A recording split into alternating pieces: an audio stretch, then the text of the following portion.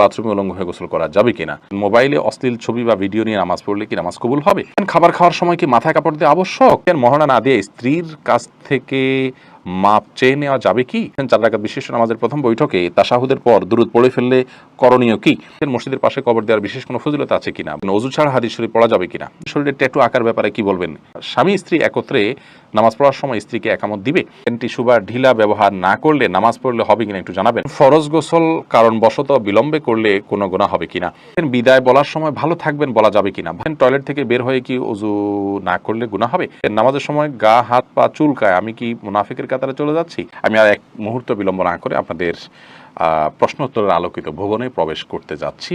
ফেরদাউস সালাম লিখেছেন, নামাজের সময় গা হাত পা চুলকায় আমি কি মুনাফিকের কাতারে চলে যাচ্ছি। না, মুনাফিকের কাতারে যাচ্ছেন না। আসলে অনেকে আছে যে সালাতের সময় অন্য কোনো কাজ পাচ্ছে না, তো এই জন্য শরীর চুলকায়। আপনি সালাতের অর্থ যদি বুঝেন, মর্ম বুঝেন, সেটার দিকে খেয়াল করে যদি আপনি গভীরভাবে সালাতের প্রতি মনোযোগী হন এবং সালাত আদায় করেন সেরকম মনোযোগের সাথে, ইনশাআল্লাহ বিদিল্লাহ আপনার এই সমস্ত মনে আসবে না। তবে এটার কারণে আপনি মুনাফিকের লক্ষণ নিজের মধ্যে আছে এমনটি মনে করি আপনি মন খারাপ করার কোনো কারণ নেই। আমরা হাবিবুর রহমান লিখেছেন, টয়লেট থেকে বের হয়ে কি ওযু না করলে গুনাহ হবে।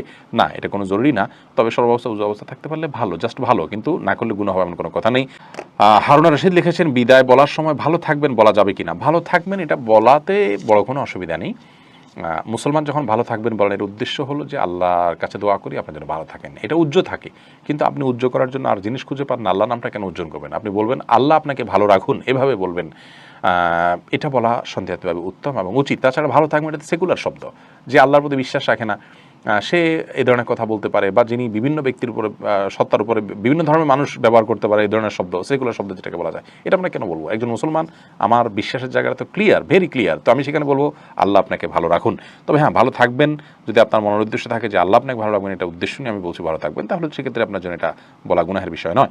এমনি শাকিল ইসলাম লিখেছেন, টিস্যু বা ঢিলা ব্যবহার না করলে নামাজ পড়লে হবে কিনা একটু জানাবেন। আপনি যদি পবিত্রতা অর্জন করেন পানি দিয়ে এবং ভালোভাবে করেন, আপনি নিশ্চিত হন যে আর পেশাব বের হয়নি, তাহলে সেক্ষেত্রে আপনার নামাজ হয়ে যাবে। আপনার পবিত্রতাটা নিশ্চিত করাটা হলো মূল বিষয়। জুলকারনাইন আপনি লিখেছেন, ফরজ গোসল কারণবশত বিলম্বে করলে কোনো গুনাহ হবে কিনা। গোসল বিলম্ব করলে কোনো গুনাহ হবে না, তবে ফরজ গোসল যদি আপনি দেরিতে করতে চান, পরবর্তী ফরজ নামাজের আগে আগে আপনাকে করে ফেলতে হবে। আর মাঝে যদি অন্য কাজ করতে চান, রাতে গোসল ফরজ হয়েছে, আপনি ফজরের নামাজের আগ মুহূর্তে গোসল করবেন, তাহলে মাঝে অন্য কাজের জন্য, এমনকি ঘুমানোর জন্য ওযু করে ঘুমানোটা হলো সুন্নাহ, নবী সাল্লাল্লাহু আলাইহি ওয়াসাল্লাম এটি করতেন, এটি করা ভালো। বাকি গোসল তৎক্ষণাৎ করে ফেলতে হবে এমন কোনো বাধ্যবাধকতা নেই। গোসল ফরজ গোসল না করে অন্য কাজ কাম করলে মেয়েদের উপরে অনেক রকমের প্রেশার আমাদের সমাজ থেকে আসে, তো এটা উচিত নয়। এটা ছেলে মেয়ে সবার জন্য ইসলাম জায়েজ রেখেছে, ওযু করে তিনি অন্য কাজ করতে পারেন, কিন্তু যথাসম্ভব দ্রুত ফরজ গোসল করে, ফরজ যেহেতু রয়েছে দ্রুত গোসল করে ফেলতে পারে সেটা ভালো, কিন্তু অন্য কাজ করা যাবে না এমন কোনো কথা নেই। মেজরুল ইসলাম লিখেছেন, স্বামী স্ত্রী একত্রে নামাজ পড়ার সময় স্ত্রীকে একামত দিবে। না, স্বামী স্ত্রী একত্রে যদি জামাতের সাথে সালাত আদায় করেন, তাহলে সেক্ষেত্রে স্বামী নিজে একামত দিবেন, তিনি নিজেই ইমামতি করবেন। স্ত্রী একামত দিবেন, স্বামী ইমামতি করবেন, ব্যাপারটি কিন্তু সেরকম নয়। এরপরে মুক্তা চৌধুরী আপনি লিখেছেন, মসজিদের পাশে কবর দেওয়ার বিশেষ কোনো ফজিলত আছে কিনা। বোন মুক্তা, মসজিদের পাশে কবর দিলে বিশেষ কোনো উপকারিতা আছে বলে আমার জানা নেই, বরং আমাদের কবরে, আমাদের আখিরাতে, আমাদের আলমে বারজাখে উপকারিতাটি নির্ভর করে আমাদের আমলের উপরে। আপনি যদি ভালো আমল করে যান, আপনার কবর যদি জঙ্গলেও হয়, আপনি যদি কোনো পশুর পেটেও চলে যান, আপনি যদি সমুদ্র নিমজ্জিত হয়ে যান, আল্লাহ আপনার ধ্বংসাবশেষ যেখানে থাকবে সেখানে আল্লাহ রাব্বুল আলামিন আপনার জন্য শান্তির ব্যবস্থা করবেন। আপনি জান্নাতি হিসাবে আল্লাহর কাছে নিবন্ধিত হবেন, আল্লাহর কাছে জান্নাতের মেহমান হিসাবে আপনি আপ্যায়িত হবেন। কিন্তু আপনার যদি আমল খারাপ থাকে, তাহলে মসজিদের পাশে কেন, মসজিদের ভেতরে কবর দিলেও কিন্তু তার দ্বারা আপনি উপকার লাভ করবেন না। এরপর সামিতা জেরিন আপনি লিখেছেন, ওযু ছাড়া হাদিস শরীফ পড়া যাবে কিনা। জি, হাদিস পড়তে পারেন, হাদিস পাঠ করার জন্য ওযু এটা জরুরি নয়। ইসলামিক বই পুস্তক পড়ার জন্য ওযু জরুরি নয়। ওযু জরুরি হবে কোরআন কারীম যখন স্পর্শ করবেন পাঠ করার সময়, সেটি মুখস্থ পড়লে কোরআন শরীফ তেলাওয়াত করার জন্য আপনার মুখস্থ ওযু থাকা জরুরি নয়। মোহাম্মদ ইসলাম রুবেল আপনি প্রশ্ন করছেন, বাথরুমে উলঙ্গ হয়ে গোসল করা যাবে কিনা। ভাই রুবেল, বাথরুমে উলঙ্গ হয়ে যদি কেউ গোসল করেন, তাহলে তাতে কোনো বড় গুনাহ বা কাবিরা গুনাহ হবে না, বড় কোনো পাপ হবে না। তবে এই কাজটি অনুত্তম এবং ভালো নয় আমাদের জন্য, জাস্ট এইটুকু আমরা বলতে পারি। কিন্তু আপনার এর কারণে কোনো বড় গুনাহ হয়ে যাবে ব্যাপারটি এরকম না। বিশেষ ওযুর কারণে যদি আপনার বিবস্ত্র হতে হয়, আপনার জন্য সেটা জায়েজ রয়েছে। এবং নয়বর রহমাহুল্লাহ সহিহ মুসলিমের সরার মধ্যে তিনি ব্যাখ্যার মধ্যে তিনি লিখেছেন যে গোসল করার সময় লুঙ্গি বা গামছা বা এই জাতীয় কোনো কিছু দিয়ে গোসল করাটা হলো উত্তম, এতে কোনো সন্দেহ নেই। তবে যদি প্রয়োজন হয়, তাহলে সেক্ষেত্রে উন্মুক্ত করে অর্থাৎ আপনার সম্পূর্ণ বিবস্ত্র হয়ে গোসল করা জায়েজ আছে। একটি হাদিস এরকম রয়েছে, নবী সাল্লাল্লাহু আলাইহি ওয়াসাল্লাম বলেছেন যে আল্লাহ তাআলাকে কেউ যদি নাও দেখে তো আল্লাহ তাআলাকে অন্তত লজ্জা করা উচিত, লজ্জাশীলতা থাকা উচিত। এজন্য এরকমটি প্রয়োজন হলে করা যাবে, আর প্রয়োজন ছাড়া এরকম করাটা অনুচিত, অনুত্তম, ভালো কাজ নয়। বেলাল হোসেন জানতে চেয়েছেন 4 রাকাত বিশিষ্ট নামাজের প্রথম বৈঠকে তাশাহুদের পর দুরূদ পড়ে ফেললে করণীয় কি? হানাফি মাযহাব অনুযায়ী আল্লাহুম্মা সাল্লি আলা মুহাম্মাদ এই পর্যন্ত পড়ে ফেললে আপনি সিজদা সাহু দিবেন। অন্যান্য অনেক উলামা ইকরাম অবশ্য বলেন যে না, এই কারণে সিজদা সাহু দিতে হবে না। বিশেষ করে আরবিয়ান স্কলাররা বলেন যে না, এই জন্য সিজদা সাহু দিতে হবে না। সৌদি আরব উলামা ইকরাম সহ অনেকেই বলেন। আর রাশেদ খান লিখেছেন, মহারণা না দিয়ে স্ত্রীর কাছ থেকে মাপ চেয়ে নেওয়া যাবে কি?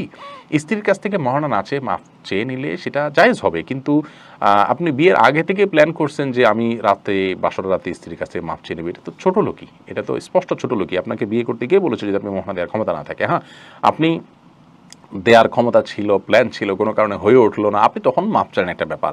সন্দেহাতীতভাবে আপনার স্ত্রী যদি আপনাকে সন্তুষ্ট চিত্তে মাফ করে দেন তাহলে মাফ হয়ে যাবে। সূরা নিসা 24 নম্বর আয়াতে আল্লাহ বলেছেন, ওয়ালা জুনাহা আলাইকুম ফিমা তারাদাইতুম বিহি মিন বাদিল ফরিদাহ। অর্থাৎ নির্দিষ্ট মহর ধার্য করার পর তোমরা যেটা উপরে সন্তুষ্ট হবে উভয় পক্ষ, সেটাতে কোনো অসুবিধা নেই। বাকি মৌলিকভাবে যদি স্ত্রীর কাছে আপনি মাপ চান, তিনি যদি মন থেকেই মাফ করে দেন, আপনার মাফ হয়ে যাবে ইনশাআল্লাহ। এরপর সাদিয়া বিনতে আজাদ লিখেছেন, খাবার খাওয়ার সময় কি মাথায় কাপড় দিতে আবশ্যক? না বোন, খাবার খাওয়ার সময় আমরা মাথায় কাপড় দিতে বাধ্য নই, কারণ হাদিস আমাদেরকে এরকম কোনো নির্দেশ দেয় না যে ছেলে হোক, মেয়ে হোক, নারী হোক, পুরুষ হোক, খাবার সময় আমাদেরকে টুপি দিতে হবে। অনেকে দেখা যায় খেতে বসলে টুপিটা তালাশ করে না, আমার টুপিটা দাও, আমি খেতে বসবো। অনেকে মনে করেন মাথায় কাপড় দিয়ে তারপরে খেতে হয় না, এমন কোনো বাধ্যবাধকতা নেই। খাওয়ার সময় আপনার মাথা খালিও থাকতে পারে, ঢেকেও আপনি খেতে পারেন, এ বিষয়ে কোনো বিশেষ নিষেধাজ্ঞা নেই। রদ্দুল মুহতারি লেখা হয়েছে যে ওয়ালা বাসা বিল আকলি মুত্তাকিয়ান ও মাকসুফার রাসি, অর্থাৎ গ্রহণযোগ্য মত অনুযায়ী উন্মুক্ত মাথায়, অর্থাৎ খালি মাথায় বসে খেতে কোনো অসুবিধা নেই।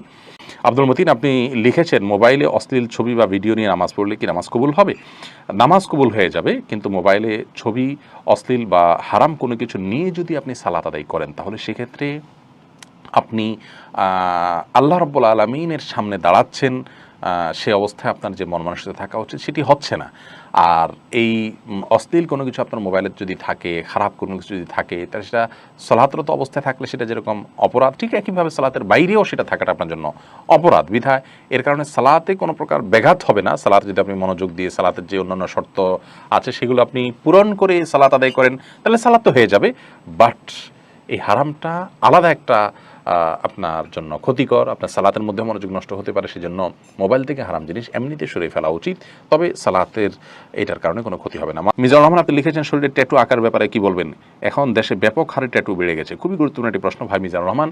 নবী আলাইহিস সালাম অভিসম্পাত করেছেন লানাল্লাহুল ওয়াশিমা ওয়াল মুস্তাওশিমা, যে নিজে কারোর শরীরে ট্যাটু এঁকে দেয় তার প্রতি আল্লাহ লানত বর্ষিত হয়, আর যিনি কাউকে দিয়ে ট্যাটু আঁকায় তার প্রতি আল্লাহ তাআলা লানত বর্ষিত হয়।